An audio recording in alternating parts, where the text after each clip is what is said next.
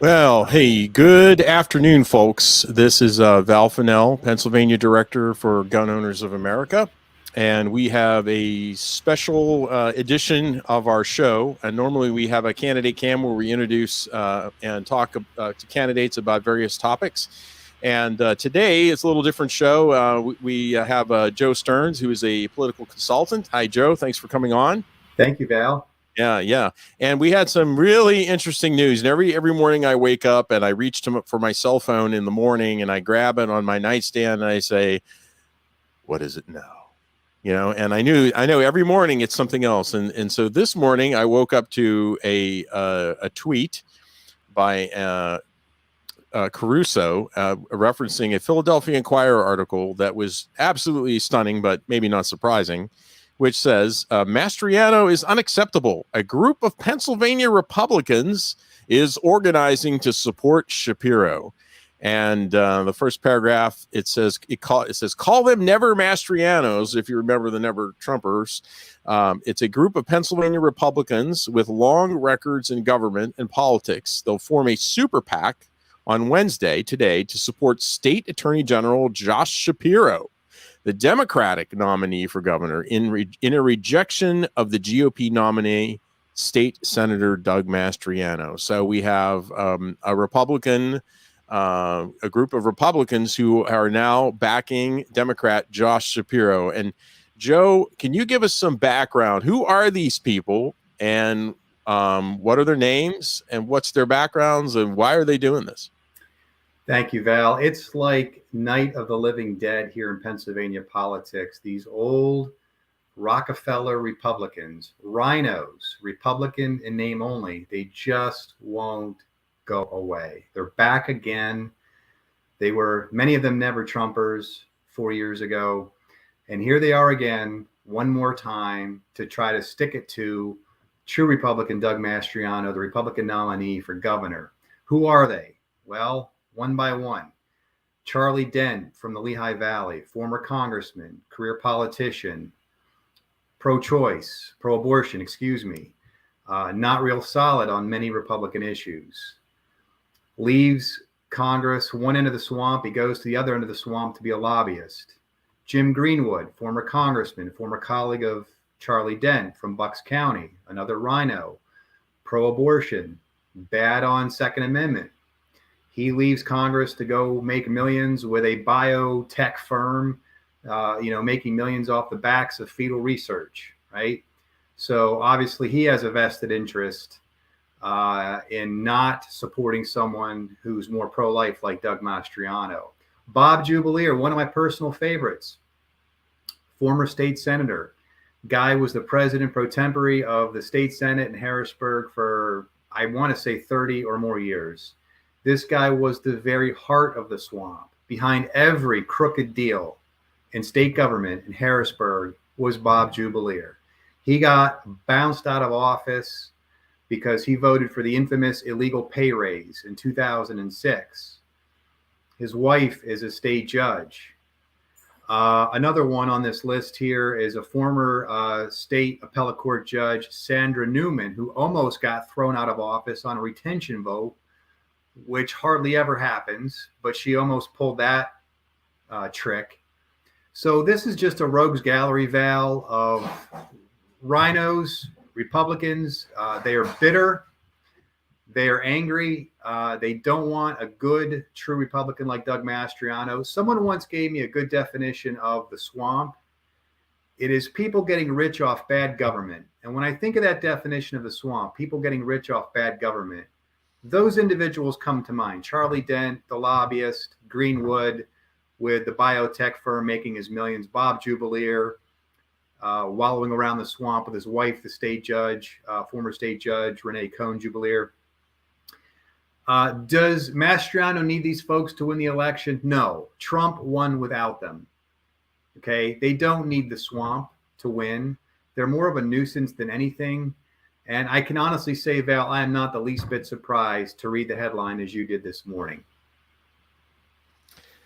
Thank you for that analysis. And as I was reading through this, they had a laundry list of things that they're opposing Doug Mastriano for.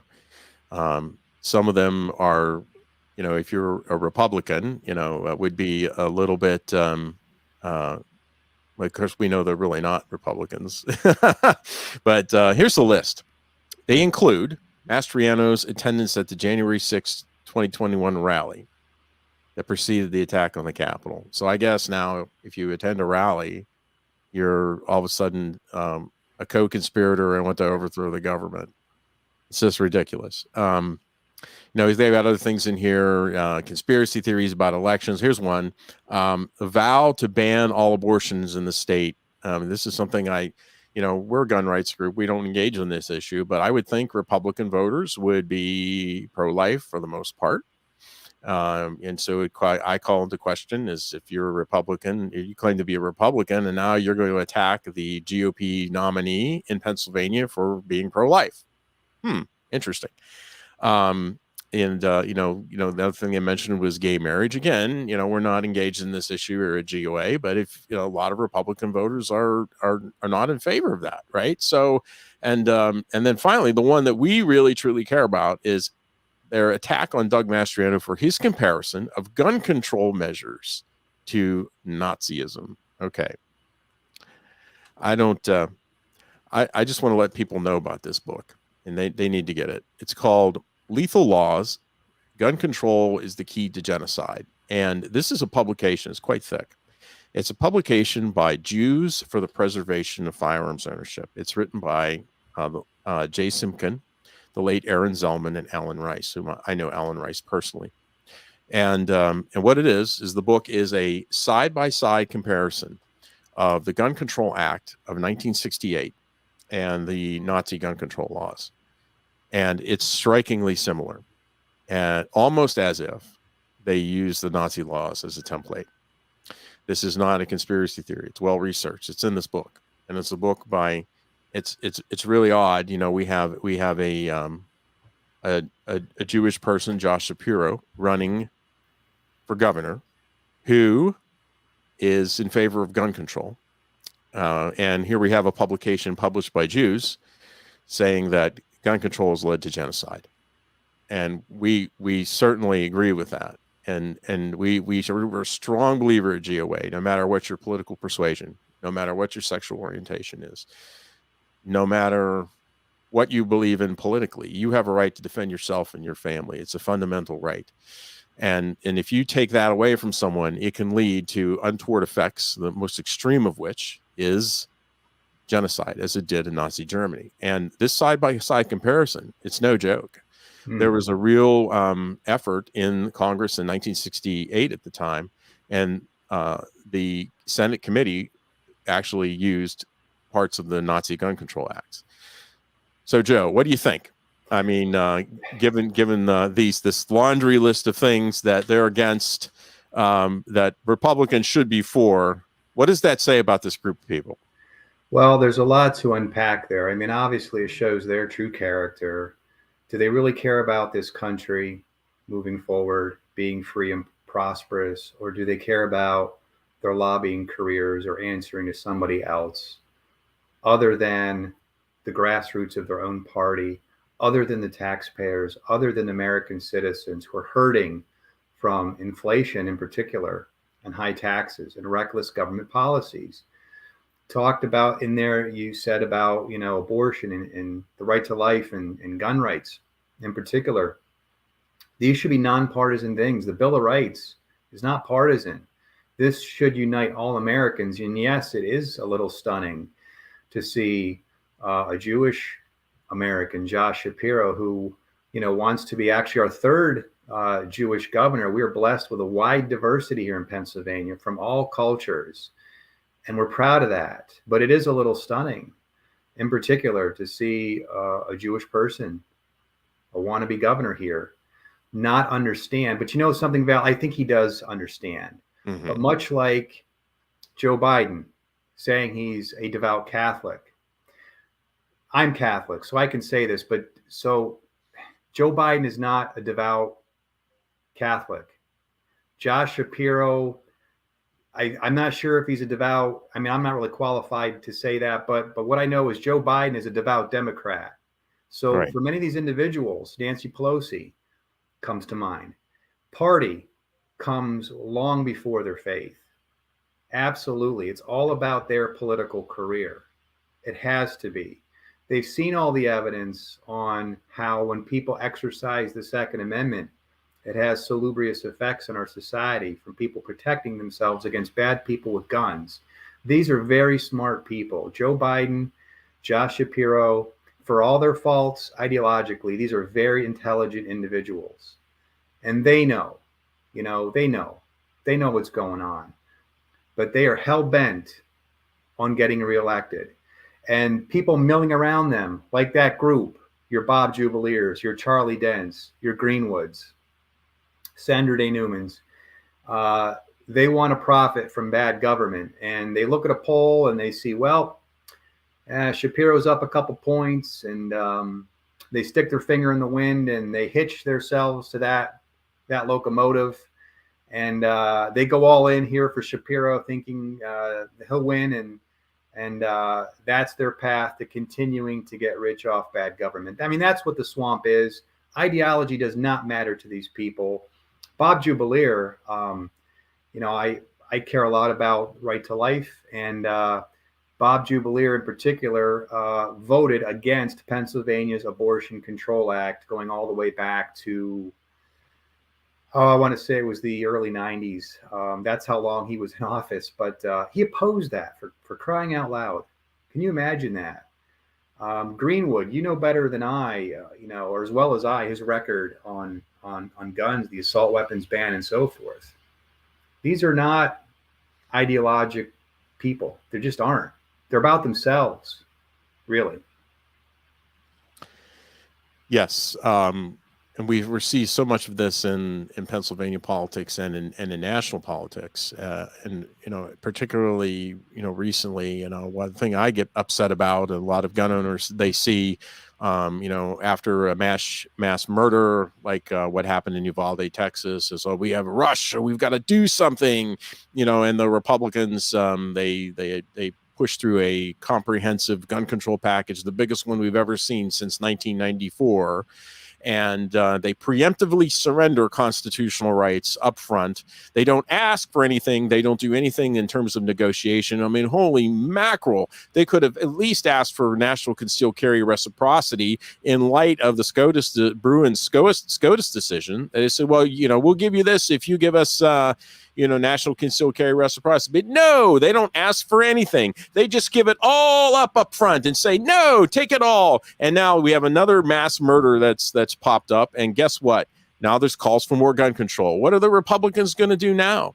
And it's the same mindset. It's the same mindset as these RINOs that want to back Josh Shapiro, right? It's the same mindset of preemptive surrender that gets us in trouble. These RINO Republicans who believe that somehow if we just appease the Democrats, that they're going to be and the anti-gunners, they're just going to go away and they won't come back. No, what they're going to do is they've already chipped away at your rights. They're just going to pick up where they left off and start again. And they just don't seem to get this. And now we have this latest step. Finally, we have a gubernatorial candidate, Doug Mastriano, who is truly pro-gun, who's going to sign constitutional carry, who is going to finally put the cities of Philadelphia and Pittsburgh in their proper place and saying, yes, if you want to be part of this Commonwealth, guess what? You are going to obey the firearms preemption law. And if you don't, you're going to pay law-abiding citizens legal fees for having to sue you to get your right back. Oh, no, we can't have that. We need Josh Shapiro. We need the most anti-gun candidate in Pennsylvania history to be governor of this state. Oh, and we're Republicans, by the way. Val, you're touching on something important. There's this dynamic, this political dynamic, and the mainstream media helps it along, where a fellow like Shapiro, the Democrat nominee, instantly tries to characterize Republican opponent, in this case Mastriano, as being fringe, far to the right, radical, what have you. But the reality is, it is Shapiro, and in most cases, the Democrat in general. And I don't mean to be, I sound partisan. I don't mean to be. It's just the political reality of American politics today. Democrats tend to be far left, right? But Josh Shapiro is the one who's radical. Start with abortion, okay? Josh Shapiro favors abortion at any point during a pregnancy, even on the due date, for any reason whatsoever. Now, that is as far left on the fringe as you can get. And I'm sure if we went through his donations to fellow Democrats and those in his party, I'm sure we would find somewhere that he supported Democrats who favor the legislation that would allow you to basically murder a child who's delivered alive and healthy into the doctor's hands, where they botch the abortion essentially, and the child is born alive and the doctor is allowed to kill him anyway. I'm not saying Shapiro supports that, but I'm sure he supported those in his party who do believe that. Okay, that's one issue. Gun control. You can speak as well as anyone how out of touch, out of sync with average Americans Shapiro is on the Second Amendment. But the ironic thing is, my main point here is you look at Mastriano, as far as, who is more radical, who is more out of step. Clearly it's Shapiro. I mean, I've heard Mr. Mastriano say, Colonel Mastriano, thank him for his service. I do. He has certain views, and they could fairly be classified as more toward the right edge of that spectrum, certainly, but has said, look, if we could at least agree that when a heart starts beating in an unborn child, we're going to define that as a living individual. Can we at least compromise on that? 6, 7, 8 weeks, whatever it is. He would happily compromise there. Shapiro, there is no such compromise. There is no bend whatsoever. And of course, the media is just going to keep propagating that false paradigm as Mastriano or any Republican all the way over on the right, and this happy little warrior, Shapiro, who's just out there fighting, the big guys as Attorney General, and he's not this far left-wing ideologue on issues like abortion and in guns, when in fact he is. He actually is. And I just hope that Mastriano can cut through that clutter. He's not going to get any help, certainly from the media in doing it.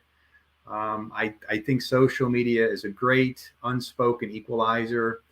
And personally, I hope that he can cut through that smokescreen and get the truth out there about where these guys really stand on these big issues. And let's not forget, certainly we can never overlook the Bill of Rights. Guys like Greenwood and Jubileer and Newman and Dent would like us to. Absolutely. But who is really going to protect those civil liberties, and who is really going to pull us out of this economic morass and this financial recklessness built up over many years of all these career politicians? Mastriano, you look at the polling, this is stunning. The first poll that was done, major poll after the primary, I think a lot of people, myself included, fairly expected Mastriano to be down by a healthy margin because he'd come through a very brutal, tough, competitive primary. People spent millions of dollars attacking him, right? Mm-hmm. He only spent about $1 million. He was outspent probably 20-1 by his leading competitors. And he still gets 43, 44% of the vote. But he comes through that scrum. Shapiro has no opposition. He clears the field because 2 years ago, he starts going around to anyone in his party who was remotely thinking about running for governor. And he says, no, back off. This is mine. And he bullies them and he pushes them out and he clears the field. So he has no primary. He has no one punching at him as Mastriano is taking all these arrows for months and months. And still, the first poll done, Mastriano is only 4 points down. Mm-hmm. We are amid something very unique right now in American politics. It's very uneasy. These are unsteady times. But when I saw that poll, I thought, wow, there's something happening here. Like the Buffalo Springfield song, there's something going on here, Mm-hmm. I don't know what it is. But This is Okay. going to be an interesting race, to say the least. Yeah, definitely. Now, this Super PAC is going to be led by a fellow by the name of Craig Snyder, former chief of staff to the late U.S. Senator Arlen Specter. No Republican there for sure. No. He said the group will reach out. This is from the Philadelphia Inquirer article. He said the group will reach out to Republicans who share concerns about Democratic politics and policies and might be caught up in the red wave of party enthusiasm during the midterm elections. Wait, let's stop the check on the Biden administration right now in Pennsylvania. Let's stop it. Let's convince Republican voters to vote Democrat. In order to stop the red wave, in order to continue the Biden administration's disastrous policies for the Second Amendment and the economy and everything else. This is just a stunning statement that this level of betrayal can be within the Republican Party itself. But, coming from somebody in Arlen Specter's office, that doesn't surprise me at all. What do you think? Oh, gosh, not at all. Full disclosure, I worked for Senator Pat Toomey. Please don't throw any rotten fruit through my screen here. He was conservative and he devolved. He became a career politician and the rest is history. But I was with Pat Toomey on his first campaign against Arlen Specter back in 2004 for the United States Senate when Specter was, and always has been, clearly just a narcissistic, self-serving career politician, a RINO. And Pat Toomey in those days was the crusading, up-and-coming conservative star. And that's just the way it was. That's when I went to work for Pat Toomey before he went south. So I can tell you from personal experience, Arlen Specter's definitely was not the late Arlen Specter, rest his soul, not a Republican, never was. And to see his former staff, now supporting Shapiro, certainly does not surprise me. There was a long incestuous relationship for years between Arlen Specter and Ed Rendell, and it's a Southeast Pennsylvania thing, I suppose. But no, Val, I am not the least bit surprised that those who are orbiting in the ambit of the Arlen Specters of the world, are now coming out and supporting Democrat Josh Shapiro. Yeah, here's another quote. Mastriano's unacceptable, Snyder said. You can withhold support from Mastriano without declaring yourself to be a progressive. Right, but you could declare yourself to be a supporter of Joe Biden and his policies for sure, because what are we going to do? I mean, I am so jaded, to be honest with you, after dealing with the RINOs in the Pennsylvania legislature. The party politics that's going on right now in Pennsylvania politics for, in House District 51 and other places. I mean, you could see what happens is that the insiders want to manipulate the outcome to put people that they can control in office. And this is the problem. They know that Doug Mastriano is going to be a candidate, a governor, the next governor, of this state, who is going to be responsive to the people of the state, not to the party and not to party interests.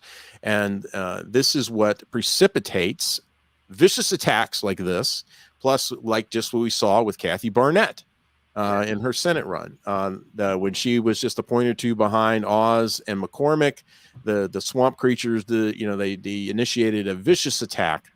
And that's exactly what we're seeing here. But it really is this quote. It's all about, you don't have to declare yourself progressive, but you're certainly going to split the vote in order to stop the check that our founders built into the system. Every 2 years, the Congress of this United States and the House of Representatives is up for re-election. And then we have a gubernatorial election. We have, a federal system in government where we have a balance between states' rights and the federal government. And so they want to put all this on hold. And the conclusion I've really come to, Joe, is just like the one you've said, is that in reality, they have no interest but their own. It's all self-interest for themselves, for the party, for the money. And that's really what it's about. They certainly do not want a populist candidate. They didn't want Donald Trump. And I can tell you, we had a lot of problems with Donald Trump. as GOA because of his bump stock ban. But regardless, I mean, that is what people don't want. They do not want a candidate who actually will, when he raised his right hand and when he took his oath of office in the military, like I did, I'm a retired colonel too, somebody who actually believes what that oath of office says. It'll support and defend the Constitution of the United States against all enemies, foreign and domestic, that I will bear true faith and allegiance to the same, right? That's part of the oath of office. They don't want that. They just want to, they just pay it lip service and then go in there and do what you want and fundraise all day long. And, you know, and use this as a way to ladder up, level up, as the good gamers would say, to the next level in politics for your own self-interest.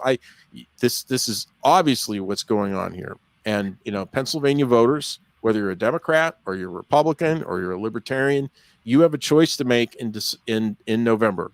Is it going to be an establishment candidate? You know, is it going to be a Democratic, anti-gun, you know, anti-freedom, pro-socialist candidate like Josh Shapiro, a candidate who truly stands for freedom, which would be our next governor, Doug Mastriano? I think that's the choice that every American has to look at. I do too, Val, and I think that's the reason why. I think you just put your finger on it. It's the reason why Mastriano is very close to a statistical tie. And I hate to dwell on polling. I don't worship polling, but it can serve as a useful benchmark. But why he is so close in the polling, it's that thing that's going on out there that I alluded to. We can't quite put our finger on it. There's an unease, there's an unrest, and people, I think, are really waking up to the fact that those in and around the swamp, when they look at government, they see a pot of money, right? And there's this unholy alliance. There always has been. Trump talked about it. Ronald Reagan, Ted Cruz coined the term Iron Triangle. John McCain even spoke about it. But I think it's finally starting to set in of what the swamp really is, how pervasive it is. And when you listen to Doug Mastriano, after he won the primary, I went on his website and I was watching a video of him speaking, and you can tell within a matter of seconds, this is somebody new, this is somebody different, this is somebody coming from the outside, this is someone coming here to shake things up. And it is a very stark contrast to Josh Shapiro, who has never, to my knowledge, worked a day in his life on the outside. He's one of these guys who went right from college, actually before he graduated college, started as an intern in the swamp, so that right when he gets handed his diploma, he's going to work for swamp dwellers in Washington, D.C. He worked for a congressman. I don't remember, you know, which one, but he was off and running. And he's been in the swamp his whole adult life. And I think people are starting to wake up and figure out this is the problem. I have taught civics, and what I've taught my students is that our founding fathers, the beauty of the genius of the American system that they created, it's known as a blended or mixed government or a mixed constitution, where they combined or tried to the best aspects of democracy, aristocracy, and monarchy, separation of powers, checks and balances.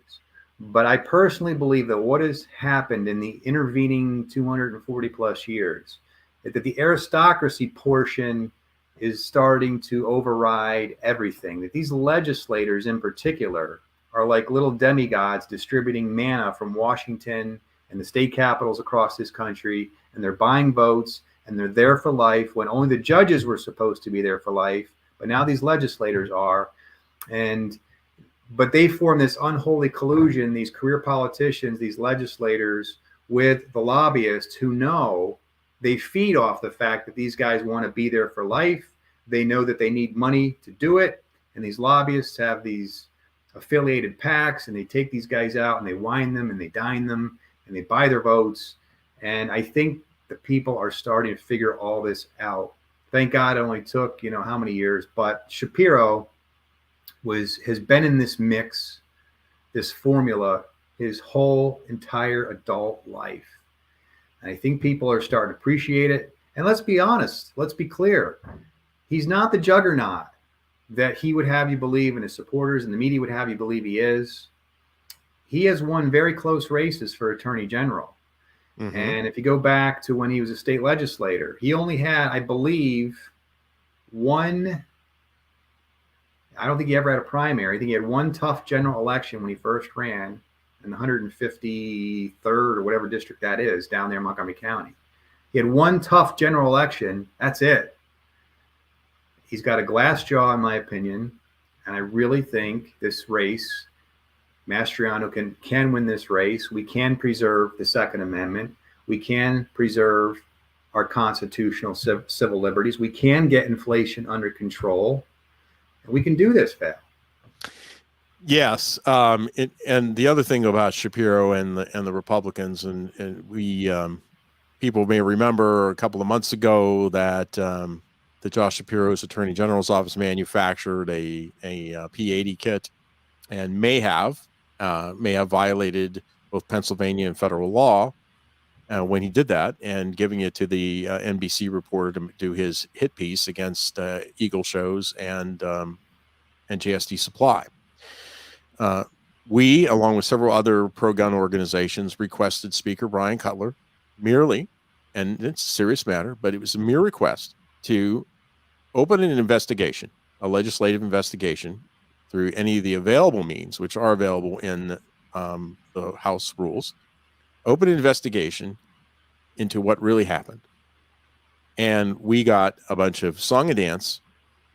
Nothing ever came of it. And I promised Speaker Cutler that we would follow through and do what we promised with him. It's like, he voted for House Bill 2060 in 2018, and now, which is a PFA type of red flag bill. And now he refuses to do anything substantive to investigate what could be a serious crime by giving us all kinds of excuses. And we follow through on a primary with him. And it's like, this is what we have to do is when we have weak Republicans who will not stand up and do what is right.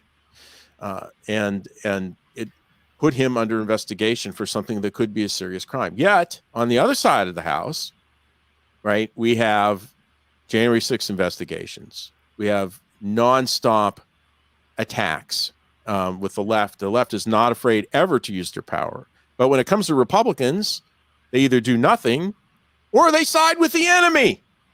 Like we see today in this Philadelphia inquiry story. Well, we're not like them. We don't want to do anything. We could rock the boat and we may lose the election, so they don't do anything. That's the Brian Cutler, Kerry Benninghoff, Jake Corman world, Kim Ward world, right? And then you have the other side, the other world, which is side with the Democrats openly. And so what is it any wonder? Is it any wonder why Republicans lose elections, right? It's like the left is far more consistent with their goals, and they don't betray their grassroots people, but we see nonstop just following through, particularly like the January 6th hearings and putting people on trial. I mean, now they're calling for impeachment of Supreme Court justices, right? And AOC wants to follow through on this. And yet we can't seem to, or the Republicans can't seem to muster the courage to even put the AG under investigation for something that could be a serious crime. Well, Val, I mean, let's imagine the shoe is on the other foot. We know how this story plays out. So if a Republican attorney general had done what we believe Shapiro did on that issue, and the speaker was Democrat, what would happen? I mean, absolutely, he'd already be impeached. There wouldn't even have been a trial. He'd just go right to impeachment. For God's sakes, they impeached Donald Trump. The leader of the free world was impeached in 1 week. Yes. Second time, week. In a week. For something very complex, very serious. And we can't look into Josh Shapiro whatsoever on that allegation. I mean, it's unbelievable. But of course, Speaker Cutler, I believe, did he not vote for 2060, for instance? Right. So Exactly.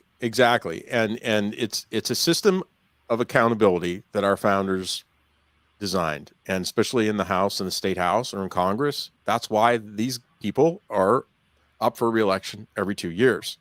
They have to be accountable to the people. And if gun rights organizations and other organizations aren't willing to challenge them on their bad votes or on their inability to follow through, then we're, as you would say, Joe, we're playing the game on their matrix, and they convince us, oh, well, we're better than the other side. Look, if you had a Democrat, you'd be worse. And yeah, but I mean, what are you doing for us? I mean, listen, look at just what happened in Washington, and a total preemptive surrender with this gun control package.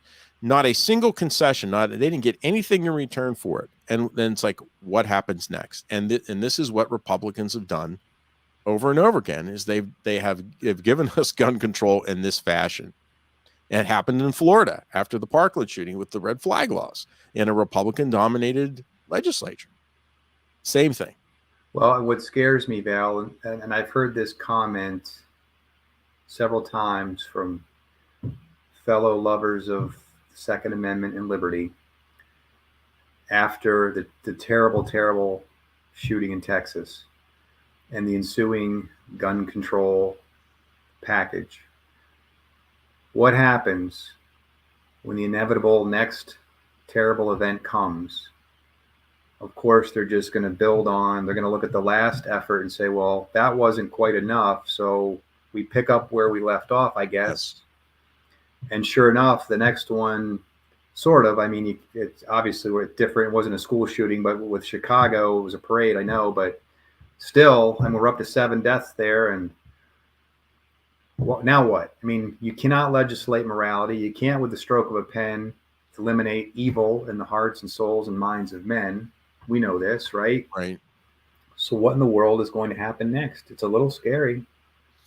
Yes, it is. Well, I don't want to make this too long, Joe. I wanted to thank you for coming on the show today, and thanks for everybody for tuning in. It'll be recorded, and it'll be on YouTube and also on Facebook. Let's see, and there's one more comment here. Yeah, I agree. No more unlimited and 180 flip-flops. That's what we're always trying to prevent. Any final comments for us, Joe? Anything you would like our viewers to know? Keep the faith. We are a strong country, a people of good faith, goodwill. I think good will prevail ideologically and in every sense. Don't lose heart. Thanks for having me on, Val. You're welcome anytime. And thank you all for watching today.